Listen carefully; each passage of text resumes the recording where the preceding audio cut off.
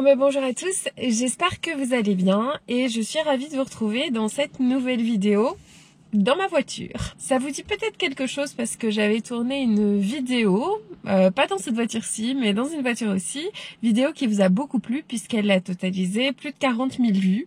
Donc je suis très contente et je me suis dit qu'il vous fallait une suite à cette vidéo-là puisque la thématique du permis de conduire, c'est quand même quelque chose qui vous a particulièrement touché. Et donc aujourd'hui, j'ai décidé de vous parler non plus du permis de conduire, mais des petits tracas qu'on peut avoir sur la route. Je sais qu'on est nombreux à être plutôt stressés en voiture, plutôt stressés au volant. Moi, je vous avoue que j'aime beaucoup conduire, je prends beaucoup de plaisir à conduire, mais je manque encore pas mal de confiance en moi. Et je pense que je suis loin d'être la seule et je trouve en tout cas qu'au niveau de la conduite, il y a un endroit qui est peut-être plus stressant que les autres. Pour certains, ce sera la conduite en ville, mais moi, la conduite en ville, ça va plutôt pas mal. Mais par contre, c'est vrai que prendre l'autoroute, je trouve que c'est toujours un moment assez stressant. Et je sais que dans ces cas-là, on peut avoir carrément des comportements d'évitement, je sais de quoi je parle, pour éviter de se retrouver sur une grande voie avec plein de voitures tout autour, simplement parce qu'on a peur de faire une bêtise et qu'on se dit que parce qu'on roule vite, eh bien c'est dangereux, qu'on risque de mettre la vie des autres en danger et sa vie à soi également en danger. C'est pour ça que j'ai décidé aujourd'hui de vous faire cette vidéo et de vous parler des étapes qui pour moi sont vraiment essentielles pour petit à petit réussir à prendre l'autoroute de manière beaucoup plus sereine. Pour moi, la première étape pour commencer à aller sur les autoroutes ou y retourner parce qu'on n'y a plus été depuis très longtemps, parce qu'on a perdu confiance, c'est tout d'abord une étape d'observation. Et donc, je veux dire par là, c'est être passager de quelqu'un qui a l'habitude d'aller sur l'autoroute et qui a l'habitude d'être à l'aise sur l'autoroute.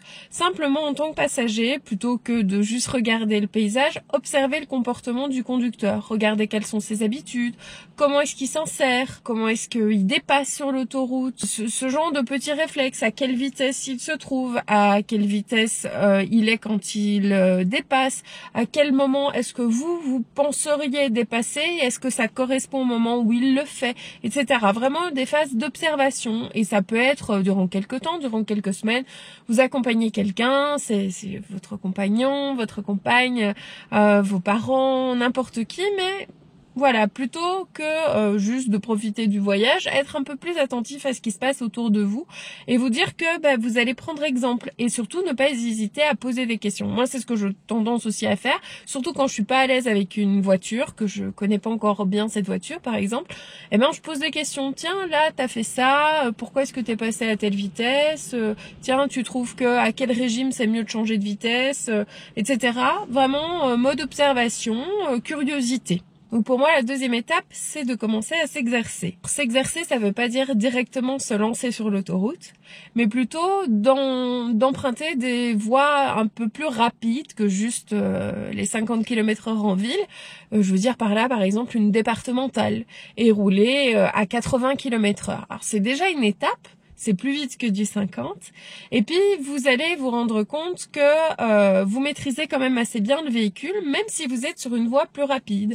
Et que 80 km/h, par exemple, c'est pas si rapide que ça. Et donc, vous commencez par cette étape-là. Vous faites ça tranquillement, d'abord, quand il y a personne sur la route. Vous verrez que c'est plutôt des routes agréables, je trouve. Et puis, ensuite, vous pouvez essayer ça quand il y a un petit peu plus de monde sur la route. Comme ça, vous prenez confiance. Puis, vous allez sur une voie un peu plus rapide et vous allez graduellement. Vous allez à 110 km/h, à 130. Mais vraiment, étape par étape et surtout, étape numéro 3 pour moi, qui est de se déculpabiliser. Quand vous allez faire ça, vous allez forcément faire des erreurs. Vous allez vous dire, ah, mais là, je suis restée derrière quelqu'un, j'aurais dû le doubler. Quand j'ai eu envie de le doubler, en fait, il y avait quelqu'un qui arrivait en face. Donc, je me suis légèrement décrochée, j'ai vu la personne, je me suis rabattue, c'était pas ce qu'il fallait faire. Ah, tiens, là, je sais pas, j'ai fait un petit excès de vitesse, ou là, j'ai roulé trop lentement. Là, j'étais trop proche de quelqu'un. Là, il y avait quelqu'un qui me collait au cul, et puis du coup, ça m'a poussé à faire des bêtises. Tout ça, c'est pas grave. Déculpabilisez-vous. Tout le monde fait des erreurs sur la route. Moi la première, et pourtant ça fait un bout de temps que je roule maintenant, mais c'est pas grave, on n'est pas parfait, et surtout, c'est de vos erreurs que vous allez apprendre. Ici, le fait que vous allez faire des erreurs, eh bien, vous allez pouvoir en tirer quelque chose et à chaque fois vous améliorer. Moi, quand je fais une bêtise sur la route, je dis, tiens, j'ai fait ça, c'était pas bien. Eh ben, je vais y faire attention la prochaine fois et je vais faire en sorte que ça ne se reproduise pas. Et c'est très bien parce que j'ai eu conscience de mes faiblesses. La bonne nouvelle, c'est que je ne me suis pas mise en danger, je n'ai mis personne en danger, mais je me suis rendu compte que ça, c'était pas très bien, c'était pas très correct, qu'il fallait que je corrige ça. Et j'en prends conscience et je le fais pour la fois prochaine. On a tendance à se dire qu'on est un vrai danger public pour les autres et que, en fait, on va tuer des gens et en vrai, on est beaucoup moins dangereux qu'on ne le pense. Et je veux dire, par rapport aux autres, on est généralement même pas plus dangereux que les autres. C'est simplement que intérieurement, on se met la pression en se disant et s'il est arrivé ci, et s'il est arrivé ça. La bonne nouvelle, c'est que toutes ces choses, je veux dire, n'arrivent pas, qu'à partir du moment où on adopte une conduite quand même malgré tout responsable, qu'on ne conduit pas sous influence et ce genre de choses, à partir de ce moment-là, il n'y a pas de souci. Pour moi, l'étape suivante, une fois que vous êtes capable de vous lancer sur l'autoroute, c'est dans un premier temps d'éviter les heures de pointe sur autoroute parce que c'est toujours beaucoup plus stressant parce qu'à partir de ce moment-là, s'insérer, doubler, sortir et tout ça, c'est des choses qui sont particulièrement tendues parce que il y a beaucoup de gens et puis les gens sont nerveux eux-mêmes, ils ont envie de rentrer à la maison et donc ou d'aller au boulot et donc ils vont pas forcément vous laisser passer, etc. Donc dans un premier temps sur ces autoroutes, ces voies rapides, évitez les heures de pointe et allez-y graduellement. Vous allez ensuite, évidemment, y aller aux heures de pointe, mais vous faites étape par étape. D'abord, l'autoroute sans heures de pointe, ensuite avec un peu plus de circulation, ensuite aux heures de pointe et pourquoi pas avec des conditions climatiques un petit peu plus compliquées. Un jour de pluie, où il y a un petit peu de monde. Et là, mon conseil, c'est de vous faire totalement confiance. Vous allez peut-être faire une erreur, peut-être qu'il y a une personne qui va se dire mais franchement, c'est vraiment celui qui vient de faire ça, là franchement, celui-là, c'est un vrai... Mais c'est pas grave, c'est pas grave. Vous vous imposez, vous avez confiance en vous, il faut s'imposer sur la route. Le moindre doute, la personne ne vous laisse pas passer. Si vous êtes beaucoup plus franc, vous allez voir que d'un coup, les gens vont vous laisser passer parce qu'ils vont voir que vous n'hésitez pas, mais que vous vous engagez de manière franche. La dernière vraie étape, ça va être de s'entraîner, mais de préférence tout seul. Et je vais vous expliquer pourquoi. Moi, j'ai remarqué que ma conduite était totalement différente quand j'étais accompagnée.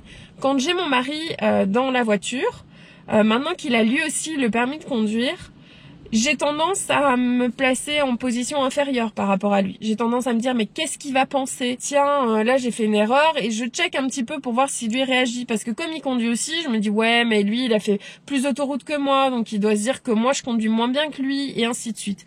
Alors évidemment, je lui en ai déjà parlé, il m'a déjà dit je me dis absolument pas que tu conduis mal, tu conduis très bien, déculpabilise-toi, arrête de te poser tant de questions et tout, fais-toi confiance. L'idéal pour ça, c'est de le faire seul. Comme ça, il n'y a pas de regard extérieur. Comme ça, cette information-là ne vous parasite pas. Et prenez d'abord confiance tout seul. Vous vous entraînez. Et une fois que vous sentez que voilà, ça roule davantage, là, vous refaites de l'autoroute avec, je sais pas moi, un copain, vos parents, votre compagnon ou quoi. Mais prenez d'abord confiance en vous avant de reprendre un passager avec vous. Après, pour rouler en ville et tout, il n'y a pas de problème, mais l'autoroute, c'est quand même quelque chose de très spécifique. Donc vraiment, je vous conseille de vous entraîner tout seul. Pour moi, c'est la meilleure des écoles. Vous ne compterez que sur vous. Vous ne chercherez pas de réponse, pas de porte de secours, de sortie chez quelqu'un d'autre. Donc, vous prendrez vraiment vos responsabilités et vous rendrez compte qu'en fait, vous pouvez compter sur vous. Alors, je vais terminer cette vidéo par vous raconter 3 petites anecdotes qui me sont arrivées quand je conduisais. Donc, c'est des choses qui ne sont pas à reproduire, mais c'est pour vous expliquer à quel point il faut en tirer des leçons et à quel point il faut déculpabiliser. Pour vous dire, voilà, je peux paraître confiante là, mais je vais vous dire des grosses bourdes que j'ai fait. Et c'est pas grave du tout. Alors la première que je vais vous expliquer, c'est que simplement à un moment donné où je cherchais du travail, j'avais été contactée par une agence d'intérim et je devais me rendre sur place pour aller signer mon contrat d'intérim. Et donc j'y étais allée. Sans problème, ça s'était très bien passé. Et puis quand je suis sortie, bon, j'étais un petit peu énervée parce que là où je m'étais garée, je n'avais pas vu qu'en fait il y avait un parc-mètre. Il était vraiment dissimulé et donc je me suis ramassé un PV. que j'ai trouvé totalement injuste. Hein. Je me suis dit, purée, mais enfin, j'ai rien fait, c'est dégueulasse, je viens d'aller signer mon truc, donc je pense que j'étais déjà de base un petit peu énervée. Et puis, j'ai repris la route pour rentrer à la maison, et puis, je sais pas, j'ai un petit peu énervée par tout ça, plus vraiment dans le mood. J'étais pas très attentive à ce que le GPS me disait, je le comprenais pas très bien, donc je me suis retrouvée sur l'autoroute, et en fait, je devais sortir à un moment donné, et j'ai compris que je devais prendre cette sortie un peu tard, clairement. Heureusement, il y avait évidemment pas de monde sur la route. Je pense que j'aurais jamais réagi de la façon dont j'ai réagi s'il y avait eu de la circulation. J'étais totalement en dehors des heures de circulation. Il n'y avait pas vraiment de monde sur mon chemin. Je crois que je sortais de l'autoroute et j'étais du côté du ring, donc c'était déjà un petit peu moins rapide que l'autoroute. Et puis, en fait, j'ai pris l'embranchement et j'ai freiné quasiment bloc. Donc, s'il y avait eu quelqu'un derrière moi, c'était absolument pas le bon plan à faire. J'ai pris ce virage et j'ai pris ce virage super serré pour sortir. Et donc à un moment donné, donc je suis arrivée, donc je sortais et puis j'arrivais directement à un feu. Je me suis arrêtée là et je me suis dit, ce que tu viens de faire, c'est absolument pas à faire. Si quelqu'un d'extérieur t'avait vu, il se serait dit, mais c'est quoi cette folle qui ralentit d'un coup super fort, qui se prend cet embranchement beaucoup trop vite, qui est dans un virage, elle va se planter.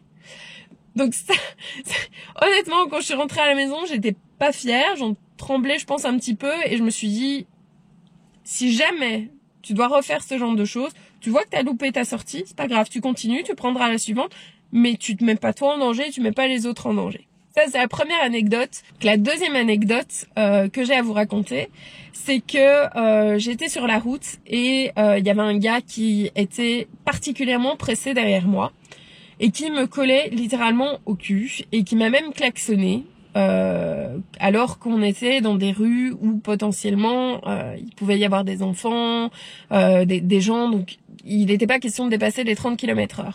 On est sorti de la petite ville et il a continué à me suivre et moi je me disais, oh non, ce mec est toujours là, putain ça me stresse. Si seulement il pouvait partir et tout ça, donc j'étais déjà tendue sur la route et puis on arrive, donc on sort de la ville et donc là on peut rouler plus vite, on peut rouler à 80 et à cet endroit-là je voyais qu'à 80 il me collait au cul et donc petit à petit il me mettait tellement la pression que j'ai dépassé la limite de vitesse autorisée simplement parce que je voulais pas qu'il me colle si près parce que c'était dangereux et en même temps je commettais une infraction routière, donc il me poussait à l'infraction, c'est comme ça qu'on appelle ça, et donc par la même occasion il y avait une voiture qui était devant moi et je me retrouvais fort proche de cette voiture, alors que lui-même était fort proche de moi. Tout à coup, cette voiture devant moi a freiné de manière un petit peu brusque, et heureusement, j'avais une distance de sécurité quand même un peu plus importante que celui qui était derrière moi. Et donc, ce qui s'est passé, c'est que j'ai freiné bloc, et que sur l'instant, je me suis dit, je vais être dans son cul, et ce sera bien fait pour moi. J'ai freiné et par chance je ne suis pas arrivée dans son cul, j'ai pu freiner doucement pour faire comprendre à l'autre qu'il était grand temps qu'il ralentisse et puis lui-même a ralenti mais il était vraiment super près de moi. Puis j'ai continué ma route, je suis arrivée à un nouvel embranchement qui m'a fait revenir vers la maison et lui continuer sa route. Et à ce moment-là je me suis dit, ce que tu viens de faire, tu n'aurais pas dû le faire. T'aurais dû avoir confiance dans le fait que il n'avait pas accéléré, que si ça lui plaisait pas, il avait qu'à te dépasser, et que même s'il y avait une ligne blanche qu'il n'avait pas le droit de franchir, c'était son problème, c'était pas le tien, mais tu n'aurais pas dû céder à la pression qu'il t'a mise. Et donc, je me suis dit, les prochaines fois, ça n'arrivera plus. Je m'en fous, il peut klaxonner, faire des appels de phare, m'insulter, je m'en fous complètement, il me dépasse, c'est pas mon problème. Et la dernière anecdote que je veux vous raconter, et qui est finalement peut-être un petit peu dans le genre aussi, et là, je m'en suis beaucoup voulu, mais je pense que j'en ai tiré vraiment une grande leçon. De nouveau, il y avait quelqu'un qui était fort proche de moi et ça me parasitait le cerveau et je cherchais mon chemin. Donc évidemment, quand on cherche son chemin, on est un petit peu plus lent, on n'est pas très sûr de ce qu'on fait. Donc j'avais le GPS et en même temps, j'étais pas très sûre de ce que je voyais. J'avais l'impression que le GPS m'indiquait un rond-point alors que je n'en voyais pas et j'ai grillé un stop. Et pire que ça. J'étais tellement parasitée par le fait qu'il était derrière moi que quand j'ai conscientisé qu'il y avait un stop, j'étais tellement engagée que je me suis dit, tant pis, j'accélère et j'avance. C'est trop tard pour s'en rendre compte. Après coup, j'ai réalisé que les gens qui me croisaient à ce stop pouvaient arriver à 80 km/h et que s'il y avait eu quelqu'un sur cette route, je me le serais pris de plein fouet et que j'étais la seule responsable de ça.